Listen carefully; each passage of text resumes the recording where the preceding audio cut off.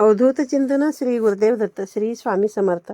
तुम्हा सर्वांचं आपल्या चॅनलमध्ये खूप खूप स्वागत करते आणि आजच्या या नवीन व्हिडिओला सुरुवात करते. आजचा दिवस तुम्हाला खूप छान आणि सुखासमाधानाचा जावो ही स्वामींच्या चरणी प्रार्थना करते आणि नवीन व्हिडिओची सुरुवात करते.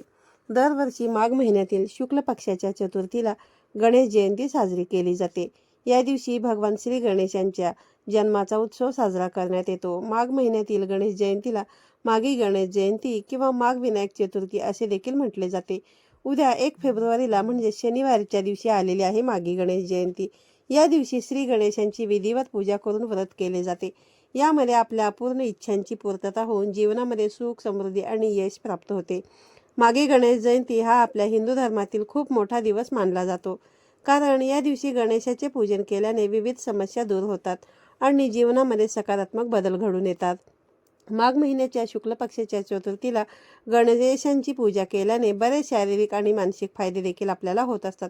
त्यामुळे आपल्याला दैनंदिन जीवनातील समस्यांचा सामना करण्यासाठी एक ऊर्जा आणि शक्ती मिळत असते. धार्मिकदृष्ट्या हा दिवस अत्यंत महत्त्वाचा मानला जातो. या दिवशी पृथ्वीवरती गणेश तत्व हे नेहमीपेक्षा जास्त प्रमाणामध्ये जागृत असते आणि त्यामुळे या दिवशी केलेलं व्रत, पूजा, उपाय हे खूपच प्रभावी ठरत असतात. आज या व्हिडिओमध्ये मी तुम्हाला एक अतिशय प्रभावी असा उपाय सांगणार आहे. उद्या आलेल्या माघी गणेश जयंतीच्या दिवशी तुम्ही उपवास जरी तुम्हाला करायला नाही जमलं तरी देखील चालेल, पण गणपतीजवळ तुम्हाला ही एक वस्तू ठेवायची आहे. ही एक वस्तू घरातील सर्व दोष, अडचणी, संकट दूर होऊन कितीही कठीणातील कठीण इच्छा जरी असेल तरी ती तुमची पूर्ण होईल. तर अशी कोणती वस्तू आहे जी आपल्याला गणपती बाप्पांजवळ ठेवायची आहे, त्या वस्तूचं नंतर काय करायचं आहे याबद्दलची संपूर्ण माहिती आज या व्हिडिओमधून मी तुमच्यासोबत शेअर करणार आहे. त्यामुळे व्हिडिओ तुम्ही शेवटपर्यंत पहा. चॅनलवरती नवीन असाल तर नक्की सबस्क्राईब करा आणि असेच माहितीपूर्ण आणि नवनवीन व्हिडिओ पाहण्यासाठी बेल आयकॉनला प्रेस करा आणि कमेंट बॉक्समध्ये श्री गणेशाय नमः लिहायला विसरू नका.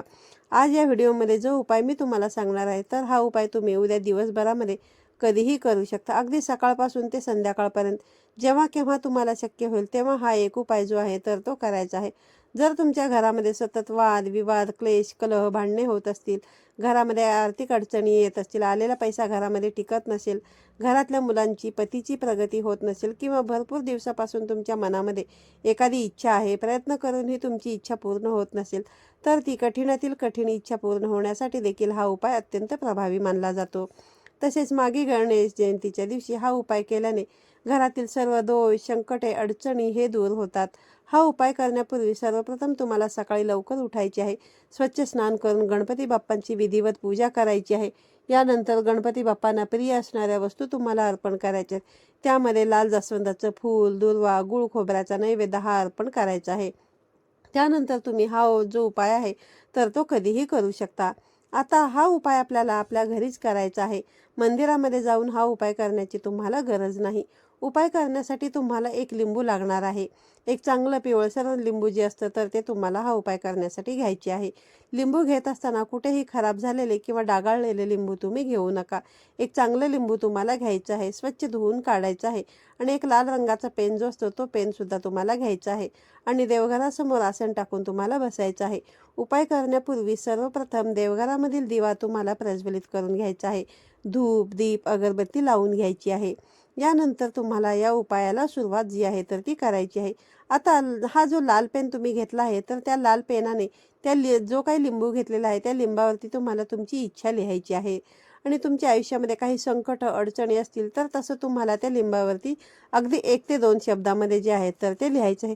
जसे की कर्ज असेल तर कर्जमुक्ती होण्यासाठी असं लिहायचं आहे किंवा मग तुमची एखादी इच्छा आहे जसे की नोकरी मिळण्यासाठी तर नोकरी मिळण्यासाठी असं तुम्हाला अगदी थोडक्यामध्ये तुमची इच्छा जी आहे तर त्या लिंबावरती तुम्हाला त्या लाल पेनाने लिहायची आहे.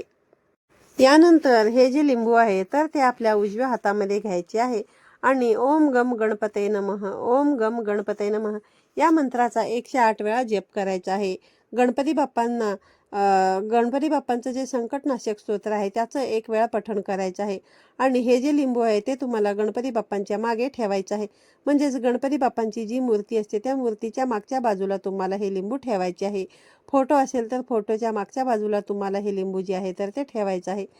हे लिंबू ठेवल्यानंतर दोन्ही हात जोडून तुम्हाला गणपती बाप्पांकडे तुमची इच्छित मनोकामना जी आहे तर ती पूर्ण होण्यासाठी प्रार्थना करायची आहे.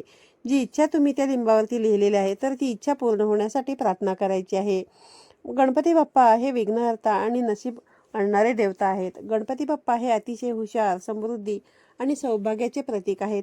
या दिवशी गणपती बाप्पांची पूजा करून काही उपाय जर केले तर जीवनातील सर्व संकटे दूर होतात आणि धनसंपत्तीही वाढत जाते.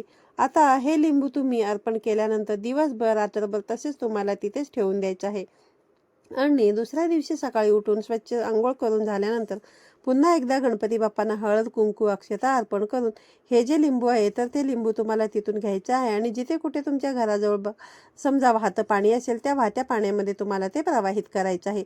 वाहत्या पाण्यामध्ये सुद्धा तुम्हाला बघा हे प्रवाहित करत असताना तुमची इच्छा जी आहे तर ती अवश्य व्यक्त करायची आहे. तर असा हा एक लिंबाचा उपाय जो आहे तर तो उद्या तुम्हाला माघी गणेश जयंतीच्या दिवशी अवश्य करायचा आहे.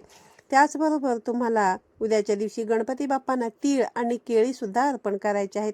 या मागे गणेश जयंतीला विनायक चतुर्थी त्याचबरोबर तिळकुंद चतुर्थी या नावाने देखील ओळखले जाते. उद्याच्या दिवशी बाप्पांना जेव्हा तुम्ही अभिषेक करणार आहात तेव्हा अभिषेक करत असताना पाण्यामध्ये तिळाचा वापर जो आहे तर तो तुम्ही अवश्य करा. त्याचबरोबर गणपती बाप्पांना नैवेद्य अर्पण करत असताना तिळाचा नैवेद्य ठेवून द्या आणि 2 केळी जी आहेत तर ती अवश्य बाप्पांना तुम्ही अर्पण करा. जेव्हा तुम्ही उद्याच्या दिवशी हा नैवेद्य बाप्पांना अर्पण कराल तेव्हा गणपती बाप्पा जे आहेत तर ते तुमच्यावरती प्रसन्न होत असतात आणि तुमच्या सर्व इच्छा मनोकामना ज्या आहेत तर त्या पूर्ण होतात. त्याचबरोबर जर तुमच्या मुलांना शिक्षणामध्ये यश मिळत नसेल, तुमच्या मुलाची शिक्षणामध्ये प्रगती होत नसेल, तुमची जी काही मुलं आहेत जे अभ्यास करतात ते त्यांच्या अभ्यास केलेलं त्यांच्या लक्षात राहत नसेल तर उद्याच्या दिवशी तुम्ही काय करू शकता की एक नारळ जो आहे तर तो पाण्याने भरलेला नारळ तुम्हाला घ्यायचा आहे आणि त्या नारळावरती तुम्हाला जो लाल पिवळ्या रंगाचा धागा असतो ज्याला आपण कलावा म्हणत असतो, रक्षासूत्र मौली असं देखील आपण त्याला म्हणतो, तर तो धागा तुम्हाला घ्यायचा आहे आणि त्या नारळावरती तुम्हाला तो गुंडाळायचा आहे. नारळावरती तुम्हाला गुंडाळून झाल्यानंतर 21 दुर्वा जे आहेत तर त्या ठेवायच्या आहेत. 21 दुर्वा आणि तो धागा जो आहे तर तो तुम्हाला ह्या 2 वस्तू तुम्हाला तुमच्या मुलांच्या हातून गणपती बाप्पांना अर्पण करायला सांगायच्या आहेत.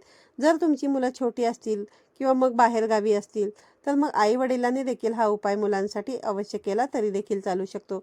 आणि गणपती बाप्पा बघा बुद्धीचे ज्ञानाचे देवता मानले जातात. तसेच इच्छापूर्तीसाठी तुम्ही उद्याच्या दिवशी आहे ना लहान मुलांसाठी किंवा मोठी मुलं असतील तर हा उपाय देखील तुम्ही अवश्य करू शकता. हा उपाय जर तुम्हाला मंदिरामध्ये जाऊन करणे शक्य असेल तर मग तुम्ही मंदिरामध्ये देखील जाऊन करू शकता किंवा घरच्या घरी केला तरी सुद्धा चालेल. आजच्या व्हिडिओमध्ये सांगितलेली माहिती तुम्हाला आवडली असल्यास व्हिडिओला लाईक करा आणि जास्तीत जास्त मित्रपरिवारांसोबत शेअर करा. पुन्हा भेटूया अशाच एका नवीन आणि माहितीपूर्ण व्हिडिओमध्ये. तोपर्यंत सर्वांना श्री स्वामी समर्थ.